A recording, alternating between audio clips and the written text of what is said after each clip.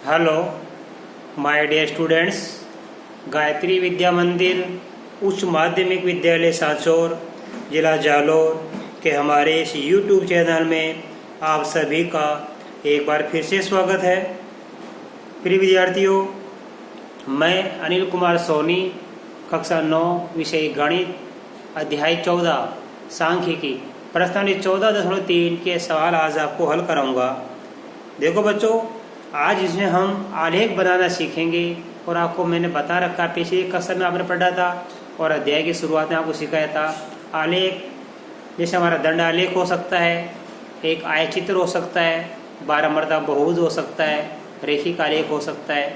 आज इस पहले सवाल में हम दंड आलेख बनाना सीखेंगे, जो कि पिछली कक्षा में आपको सिखाया था। दंड आलेख और ये आयचित्र लगभग समान ही होते हैं।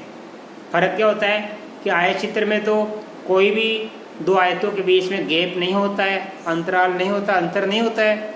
लेकिन दंड आलेख बनाने के लिए अपन को गैप रखना पड़ेगा। दो आयतों के बीच में क्या रखना पड़ेगा? गैप रखना पड़ेगा।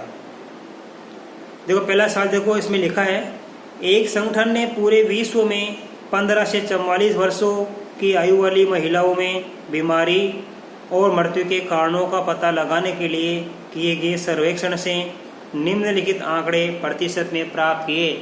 देखो 15 से लेके 44 वर्ष की उम्र की महिलाओं के बारे में जो बीमारियां होती है, उनकी मृत्यु के जिस कारण से वो मरती है, उसकी मृत्यु के कारणों का पता लगाने के लिए सर्वेक्षण किया गया कि कौन से कारण से कितने प्रतिशत महिलाएं मरती है। देखो आपके सामने बोर्ड पे लिखा मैंने क्रम संख्या 1 में कारण है जन स्वास्थ्य अवस्था, यानी जन स्वास्थ्य अवस्था के कारण 31.8% महिलाओं की मृत्यु होती है। तंत्रिका मनोविकारी अवस्था के कारण 25.4 महिलाओं की मृत्यु होती है। क्षति के कारण 12.4%, हृदय वाहिका अवस्था के लिए 4.3 और श्वसन अवस्था के लिए 4.3, यानी स्वास्थ्य संबंधी बीमारी, और अन्य कारण 22.0। इनका अपन को क्या करना है? देखो पहला प्रश्न हमारा है, ऊपर दी गई सूचना को आलेख के रूप में निरूपित कीजिए। अपन इसका क्या बनाएंगे? एक आलेख बनाएंगे, दंड आलेख। तो देखो ये हमारा कारण है, ये कारण तो हमने नीचे लिखा है, ये एक्स अक्ष पर लिखा है। देखो ब्रेकआउट में एक्स अक्ष है ये, और जो महिला मृत्यु दर प्रतिशत में इसको अपन बिल्कुल खड़ी लिखेंगे, यानी ऊर्ध्वाधर अक्ष, यानी इसका वाई अक्ष पे लिखेंगे इसको हम। अब कैसे लिखेंगे? देखो इसका आलेख बनाना सीखो आप। सबसे पहले मैं सिखा रहा हूँ आपको, क्योंकि आपको बता रखा है ये वाई अक्ष होता है यहाँ से लेके यहाँ तक, और ये होता है हमारा एक्स अक्ष। अब देखो हमारा ग्राफ जो होता है, आप क्या हो सकते हो ग्राफ पेपर पे ही बनाना, उसमें बिल्कुल जो हमारे बॉक्स बने होते हैं वो बिल्कुल मशीन से बने होते हैं, बिल्कुल सही समान दूरी से बने होते हैं। और आप चाहो तो उसको अपनी कॉपी में बना सकते हैं, लेकिन इसके लिए सहायता से आप लाइनें सही खींचना, बिल्कुल चौकड़ियाँ बनाने के लिए, वर्ग बनाने के लिए इसमें एक सेमी के वर्ग बना लेना आप, बिल्कुल लाइनें खींच के। जबकि आपके ग्राफ में बिल्कुल ये लाइनें खींची हुई रहती है, ग्राफ में चौकड़ियाँ बनी रहती है। लेकिन मैं आपको सजेस्ट करूंगा कि आप इसको ग्राफ पेपर पे करना। तो देखो हमारे पास क्या है, हम इस सबसे पहले इस पे लिखेंगे, ये हमारा वाई अक्ष है, ये हमारा एक्स अक्ष है। इस वाई अक्ष का एक पैमाना मान लेंगे हम, ध्यान देना, हम पैमाना मानेंगे वाई अक्ष पर 1 सेमी बराबर, 1 सेमी का एक बड़ा खाना होता है। 1 सेमी का मतलब एक बड़ा खाना। मान लीजिए 5 इकाई मान सकते हो, 10 इकाई मान सकते हो। देखो अब सबसे बड़ी संख्या कौन सी है? 31.8। ऐसा समझ में? तो 10 मानेंगे तो ये हमारे 4 खानों में काम हो जाएगा। 1 सेमी बराबर हमने मान ली 10 इकाई। तो मान लो यहाँ से लेके ये हमारा 1 सेमी हो गया, 10, 20, 30 और ये 40। ये हमारा 10, ये हमारा 20, ये हमारा 30 और ये हमारा 40। और आप जानते हो एक जो सेमी का जो बॉक्स होता है, बड़ा बॉक्स होता है, इसमें 10 क्या होते हैं? छोटे खाने होते हैं।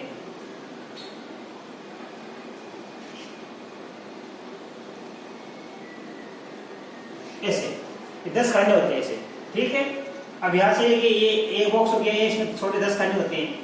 छोटे 10 खाने इसमें, छोटे 10 खाने इसमें, छोटे 10 खाने इसमें और छोटे 10 खाने इसमें। सबसे पहले हम बनाएंगे जन स्वास्थ्य अवस्था का। तो ये कितना है? 31.8% है। 31 कहाँ आएगा? देखो बच्चों ध्यान देना, 10, 20, 30 30 के बाद देखो 10 है पूरे, ऐसा समझे? तो 31.8 का आएगा 32 और 31 के बीच में, तो मान लो ये हमारा 31, ये हमारा 32, इन दोनों के बीच में लिखेंगे हम यहाँ पे 31.8 यहाँ पे।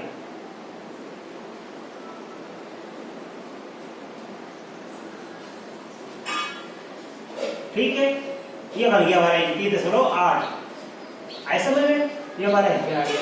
30 के बाद में ये एक आना 31 होता, ऐसे ये 31, ये 32, ये 33 ऐसे। अब ये किसका? जनन स्वास्थ्य अवस्था। तो आप यहाँ लिख देना जनन स्वास्थ्य अवस्था, जनन स्वास्थ्य अवस्था लिख देना ऐसे। अब आप थोड़ा गैप दे देना। फिर दूसरा किसका है? तंत्रिका मनोविकारी है 25.4, तो 25.4 किसका है? तो ये 10, ये 20, ये 30, 30 के आगे कितना गया? 25, बीच में 25 आ गया। 25 से थोड़ा ऊपर ले लेना यहाँ पे, 25 से थोड़ा ऊपर ले लेंगे यहाँ पे, ये आ गया 25.4। तो आप यहाँ से लेके बना देना, गैप दे देना बीच में। ये किसका? तंत्रिका मनोविकारी अवस्था। तो आप इधर यहाँ पे आप पूरा इधर नाम तंत्रिका मनोविकारी अवस्था, मैंने छोड़ कर लिखा तंत्रिका मनोविकारी अवस्था। इसके बाद क्षति, क्षति कितनी है? 12.4, तो ये 10 है, ठीक है। 10 के बाद देखो ये 11 और ये 12, ऐसा बने। तो आप ये देना 12.4, एक थोड़ा गैप दे देना यहाँ पे आप, और बिल्कुल ये बना देना ऐसे, ठीक है। तो 12.4 किसका? ये हमारा क्षति का है, क्षति। इसके बाद किसका? हृदय वायु का 4.3, तो देखो यहाँ पे 0 से 10 तक है, तो ये 1 2 3 4, मान लो ये हमारे ये 4 हो गया है, 4 2 3 मान लो यहाँ पे अंदाज है देना आप, ये 4.3 हो गया, राइट। तो यहाँ बना देना आप ये 4.3, ये किसका? हृदय वायु का, तो यहाँ लिख देना आप हृदय वाहिका अवस्था के कारण। अब इसके बाद किसका हमारे पास में? श्वसन, श्वसन का 4.1, तो इससे थोड़ा कम बना देना आप, इससे थोड़ा कम बना देना गैप देके, ये लो, ये किसका हमारे पास में? याद है ना, ये हो गया हमारे 4.1, 4.1 देना आप, ये 4.1, यहाँ पे देना 4.3, ये 4.1%। ये किसका हमारे पास में? श्वसन का, तो ये हमारे पास में श्वसन अवस्था का, श्वसन अवस्था का हमने बना दिया दंडाले। अब कितना अन्य कारण के लिए 22.0, तो 22 का आएगा देखो तरह से, ये हमारे पास 10, ये 20, 20 के ऊपर ये 21 और ये 22, ये आएगा लगभग यहाँ पे। तो यहाँ बना देना, यहाँ पे यहाँ बना देना ये 22, यहाँ लिख देना श्वसन अवस्था, और ये किसका? अन्य कारण का, और ये दिखा देना अन्य कारण, और अन्य कारण का कितना? 22%, 22.0%, ये सबका हो गया हमारा। इस प्रकार ये पहले सवाल तो हमारा हो गया, हमने बना दिया दंडालेख। अब इसका दूसरा प्रश्न हमारे पास में हो रहा है, तो दूसरा प्रश्न पढ़ेंगे और इसका अध्ययन करके हम इस दूसरे प्रश्न का जवाब देंगे। देखो बच्चों, हमारे इसका दूसरा प्रश्न दे रखा है, कौन सी अवस्था पूरे विश्व की महिलाओं के खराब स्वास्थ्य और मृत्यु का बड़ा कारण है? तो देखो, आपको देखते वहां पड़ जाएगा सबसे अधिक महिला को मृत्यु क्यों हो रही है? जनन स्वास्थ्य अवस्था के कारण। तो लिखेंगे जनन स्वास्थ्य अवस्था के कारण महिलाओं की मृत्यु अधिक होती है। ये इसका आंसर है, ठीक है। तीसरा प्रश्न इसमें और हमारे पास है, देखो बच्चों, तीसरा प्रश्न हमारे बुक में लिखा है, आप मिलान कीजिए। 2 प्रश्न हमने कर दिए, तीसरा लिखा है इसमें, अपनी अध्यापिका की सहायता से ऐसे 2 कारणों का पता लगाने का प्रयास कीजिए जिनकी ऊपर नंबर 2 में मुख्य भूमिका रही हो। यानी आप अपने टीचर से पता कर सकते हैं, ध्यान देना, कि ये जनरल स्वास्थ्य अवस्था के कारण महिलाओं की मृत्यु अधिक क्यों होती है। तो देखो बच्चों, इसका कारण हो सकता है नंबर 1 महिलाओं की, ध्यान देना, नंबर 1 कारण हो सकता है महिलाओं की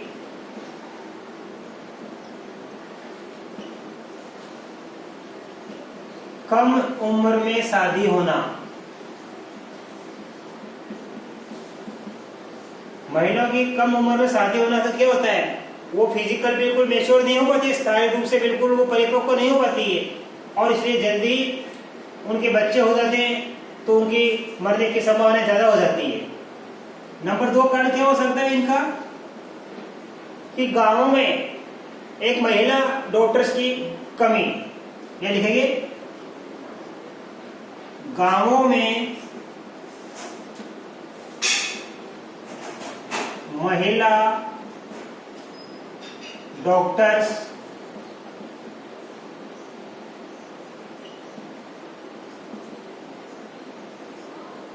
की कमी।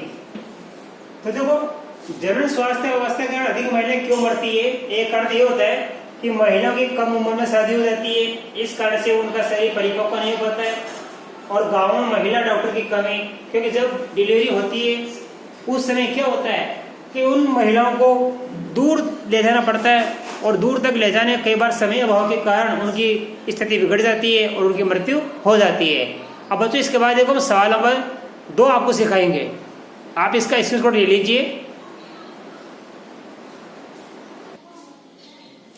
अब देखिए बच्चों, सवाल नंबर 2 आगे पुस्तक से मिलान कीजिए, जिसमें लिखा है, भारतीय समाज के विभिन्न क्षेत्रों में प्रति 1000 लड़कों पर लड़कियों की निकटतम 10 तक की संख्या के आंकड़े नीचे दिए गए हैं। यानी 1000 पर कौन सी जाति की कितनी लड़कियां हैं, उसका एक विवरण दिया गया है।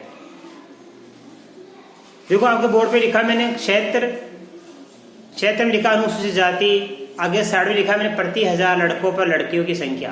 ये हमारा प्रश्न है, अर्थात 1000 लड़कों पर 940 लड़कियां अनुसूचित जाति की होती है। 1000 लड़के जब पैदा होते हैं तो 970 लड़कियां पैदा होती है अनुसूचित जनजाति की, और 1000 लड़के पैदा होते हैं तो उनमें से 920 होती है गैर अनुसूचित जाति या जनजाति की। पिछड़े जिले के 950, गैर पिछड़े जिले की 920, ग्रामीण क्षेत्र के 930 लड़कियां, और शहरी क्षेत्र में 910 लड़कियां ही पैदा होती है। हमें 2 प्रश्न इसमें देखो, इनका जवाब देना। नंबर 1, ऊपर दी गई सूचनाओं को एक दंड आलेख द्वारा निरूपित कीजिए। और दूसरा हमारा है कि कक्षा में चर्चा करके बताइए कि आप इस आलेख से कौन कौन से निष्कर्ष निकाल सकते हैं। तो देखो बच्चों, बड़ा ही सरल सवाल है।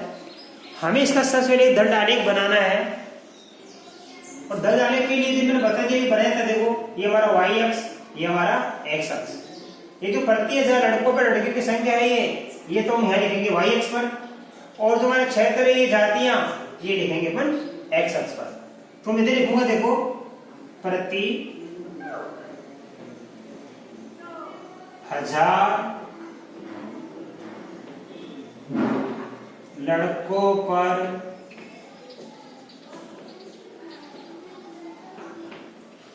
लड़कियों की संख्या, राइट। इधर लिखूंगा मैं क्षेत्र, राइट। अब देखो, ये प्रति 1000 लड़कों पर लड़कियों की संख्या जो है, ऐसे में इसका पैमाना मानेंगे। देखो, ये 10, 30, 20, 50, 20, 70, 40, करीब करीब 10 का मान लेंगे अपन। तो फिर पैमाना वाई पर मानना पड़ेगा। देखो, पैमाना वाई अक्ष पर 1 सेमी बराबर, यानी 1 सेमी मतलब एक बड़ा डिब्बा, एक बड़ा बॉक्स, 1 सेमी बराबर 10 इकाई। आप 1 सेमी बराबर क्या ले सकते हैं आप, 10 लड़कियां भी ले सकते हैं। कितनी लिख सकते हैं? 10 लड़कियां। नहीं तो आप तो इकाई लिख दिया करो, 1 सेमी बराबर 10 इकाई, चाहे कुछ भी लिखा हुआ है, ये जितना भी हो, 1 सेमी बराबर 10, 1 सेमी बराबर 5, 1 सेमी बराबर 20, जो भी हम पैमाना मानते हैं, ये इकाई लिख दिया करो आप इकाई। हमारे सबसे पहले कितनी है? 910 है सबसे छोटी संख्या, तुम्हें मालूम नहीं है, ये 910, ये 920, 30, 40, 50, 60, 70, 80, 90 और ये 100। ठीक है, ये 910 है सबसे पहले। तो 910 तो किसकी देखो हमारे पास में? शहरी की है। तो यहां लिखो, आप यहां से लेके ये बना दिया हमने शहरी। ठीक है, अब देखो 910 के बाद क्या है? 920, 930, 940, 950, 960, 970, 980, 990 और ये 1000। अब हमें क्या एक डिब्बा छोड़ देना है, ध्यान देना। आप देखो यहाँ पे 920 की कोई है क्या? या यहां से कर लो, आपको कोई दिक्कत नहीं है। देखो ध्यान से, अनुसूचित अच्छे से देखना, सबकी लिखनी है पर को। 910 किसकी है हमारे पास में? सबसे पहले पर को चलना अनुसूचित जाति की, कोई दिक्कत नहीं है। आप पहले आप अनुसूचित जाति की 940 किसका बना लो पहले आप। तो हम किसका बनाएंगे? अनुसूचित जाति के बनाएंगे। तो 940 देखो कहां है? ये हमारा 940,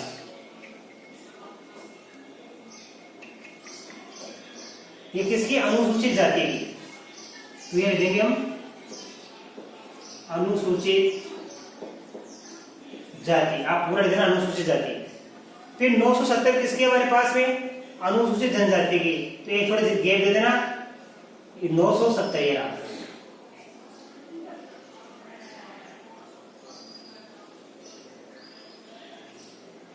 ये किसके हमारे पास? अनुसूचित जनजाति। तो लिख देना आप अनुसूचित जनजाति। इसके बाद किसका है? 920, ये अनुसूचित जाति जनजाति है। 920 ये है, यानी देना जगह नहीं तो आप यानी देना पड़े गैर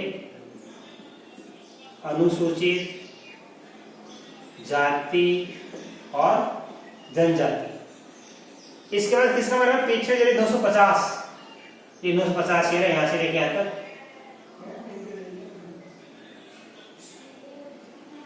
ये 950 किसकी है? पिछड़े जिले।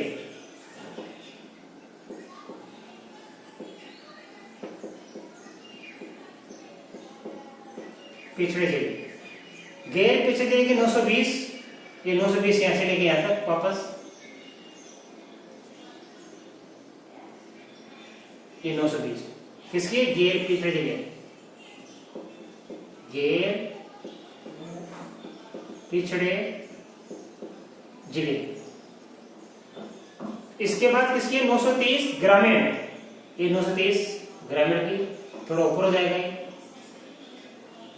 यानी देना ग्रामीण। ग्रामीण क्षेत्र में 910 फिर किसकी है? शहरी, ये शहरी, ये देना शहरी। इस प्रकार हमारा ये बन गया है दंड आलेख। राइट, ये पहला प्रश्न हमारा हो गया इसका। दूसरा प्रश्न और हमारे पास में क्या लिखा है कि बताइए इससे आप क्या निष्कर्ष निकाल सकते हैं? सारणी से, इस सारणी से ये निष्कर्ष निकाल सकते हैं कि सबसे अधिक तो लड़कियां कहां पैदा हो रही है 1000 लड़कों पर? अनुसूचित जनजाति क्षेत्र में, और सबसे कम कहां हो रही है? शहरी क्षेत्र में, ये और ये। तो लिखेंगे निष्कर्ष, हम निष्कर्ष क्या निकालेंगे सारणी से? लिखेंगे 1000 लड़कों पर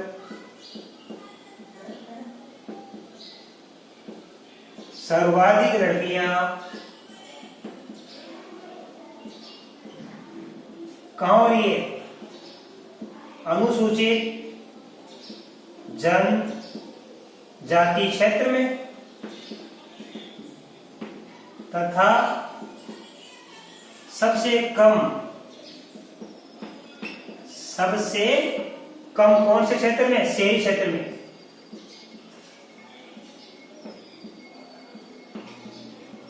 शहरी क्षेत्र में पैदा होती है या जन्म लेती है। इस ट्रांजिशन को मालूम पड़ गया कि 1000 लड़कों पर सबसे अधिक लड़कियां 980 जनजाति क्षेत्र में पैदा होती है और 1000 लड़कों पर सबसे कम लड़कियां शहरी क्षेत्रों में 910 ये सबसे कम है जन्म लेती है। राइट। इस प्रकार बच्चों आज हमने आपको दंड आलेख बनाने सिखाया। 14.3 के 2 सवाल सिखा दिए। इसके बाद आगे के सवाल मैं आपको कल के वीडियो में सिखाऊंगा। तब तक के लिए आप सभी को धन्यवाद।